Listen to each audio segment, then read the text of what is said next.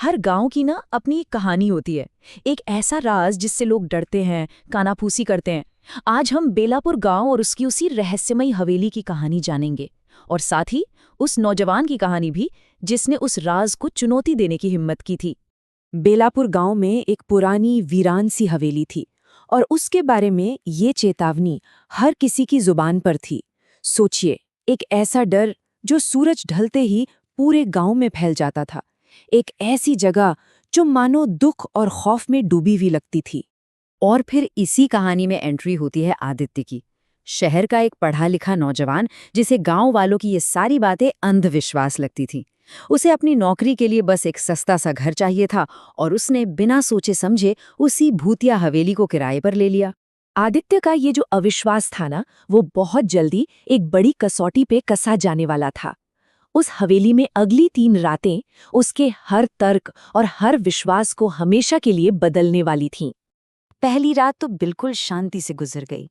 आदित्य को लगा, अरे ये गांव वाले तो बस यूं ही डरते हैं। लेकिन दूसरी रात, ठीक आधी रात को, आंगन के पीपल के पेड़ से पायल की छम छम की एक धीमी सी आवाज ने उसे बेचैन कर दिया। उसने बाहर झांककर देखा, पर वहां कोई भी नहीं था। और तीसरी रात आते आते उसका डर हकीकत बन चुका था। हवेली के दिए एक एक करके अपने आप बुझने लगे और हर बुझते दिए के साथ दीवारों पर काली परछाइयां नाचने लगी। उस रात के बाद आदित्य का सारा आत्मविश्वास वो चकनाचूर हो गया। अब वो सच में डरा हुआ था। उसे ये समझ आ गया था कि ये उसके बस की बात बिल्कुल नहीं है और उसे गांव वालों से मदद मांगनी ही पड़ेगी। सुबह की पहली किरण के साथ ही डरा सहमा आदित्य सीधा गांव के सबसे बुजुर्ग और ज्ञानी व्यक्ति पंडित हरिनाथ के पास पहुंचा। कहते हैं कि पंडित जी इस गांव का हर राज जानते थे और आदित्य की आखिरी उम्मीद अब वही थे। आदित्य ने पंडित जी को सब कुछ बता दिया और वही सवाल पूछा जो अब हमारे जहन में भी घूम रहा है। आखिर बेलापुर हवेली की असली कहानी क्या है? ऐसा क्या हुआ था उस घर में? जवाब अतीत की एक भूली बिसरी दर्दनाक कहानी में छिपा था। पंडित जी ने एक गहरी सांस ली और कहानी सुनानी शुरू की। बोले, कई साल पहले वो हवेली हंसी खुशी से गूंजती थी। वहां एक माँ अपने 2 छोटे छोटे बच्चों के साथ रहा करती थी। लेकिन उनकी इन खुशियों को एक भयानक त्रासदी की नजर लग गई। गांव में एक भयानक सूखा पड़ा। परिवार को वहां से निकलना पड़ा, लेकिन जल्दी में सीढ़ियों से उतरते वक्त उस माँ का पैर फिसल गया। वो गिर गई और सिर पर गहरी चोट लगने की वजह से उसकी वहीं मौत हो गई। और एक ही पल में वो दोनों बच्चे अनाथ हो गए। बच्चे इतने छोटे थे कि वे अकेले उस हवेली से बाहर निकल भी नहीं सकते थे, और क्योंकि हवेली गांव से थोड़ी दूर थी, किसी को फौरन पता भी नहीं चला। जब तक गांव वाले वहां पहुंचे तब तक बहुत देर हो चुकी थी। दोनों बच्चे भूख से दम तोड़ चुके थे। यही था उस हवेली का सबसे दर्दनाक सच।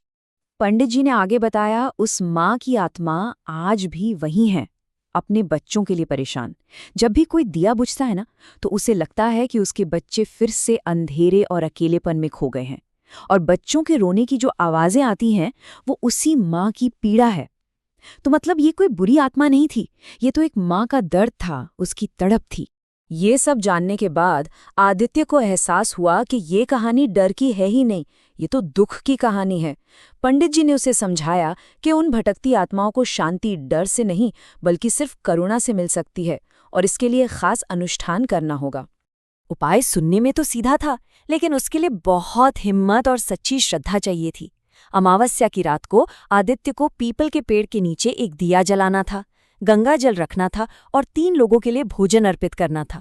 और फिर पूरे 41 दिनों तक हनुमान चालीसा का पाठ करके उन तीनों की आत्मा की शांति के लिए प्रार्थना करनी थी। तो अब कहानी उस मोड़ पर आ पहुंचती है जहां आदित्य को अपने सबसे बड़े डर का सामना करना था। ये सिर्फ एक रस्म नहीं थी, बल्कि ये उसकी हिम्मत और उससे भी ज्यादा उसकी करुणा की असली परीक्षा थी। अमावस्या की वो रात आई और जैसे ही आदित्य ने अनुष्ठान शुरू किया, मानो आसमान फट पड़ा।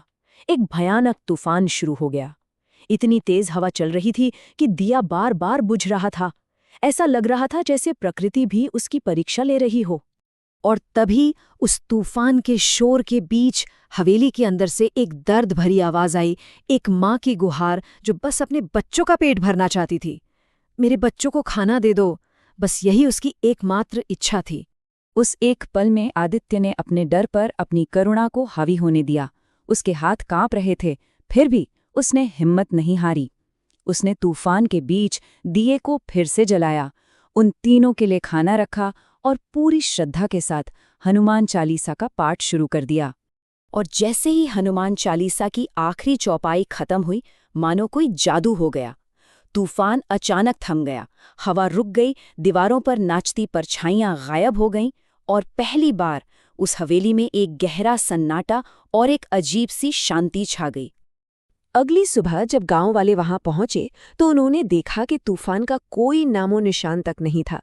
पीपल के पेड़ के नीचे रखा दिया अब भी जल रहा था और सबसे हैरान करने वाली बात, वहां रखा हुआ भोजन गायब था। उन आत्माओं ने भेंट स्वीकार कर ली थी। पंडित हरिनाथ ने मुस्कुराते हुए इस पूरी घटना का सार समझाया। उन्होंने कहा, जहां डर होता है, अगर वहां श्रद्धा और दूसरों की मदद करने का इरादा आ जाए तो शांति अपने आप आ जाती है। इस पूरे अनुभव ने आदित्य को हमेशा के लिए बदल दिया था। वो अब समझ चुका था कि असली बात डर का सामना करना नहीं है, बल्कि उस डर के पीछे छिपे दर्द और उसकी वजह को समझना है। उस हवेली में कोई भूत नहीं था, बस एक माँ थी जो अपने बच्चों के लिए तड़प रही थी। और ये कहानी हमें एक बहुत गहरे सवाल के साथ छोड़ जाती है। क्या कभी कभी किसी की मदद करने का सबसे शक्तिशाली तरीका सिर्फ उनके दर्द को गहराई से समझना और उसे स्वीकार करना ही है?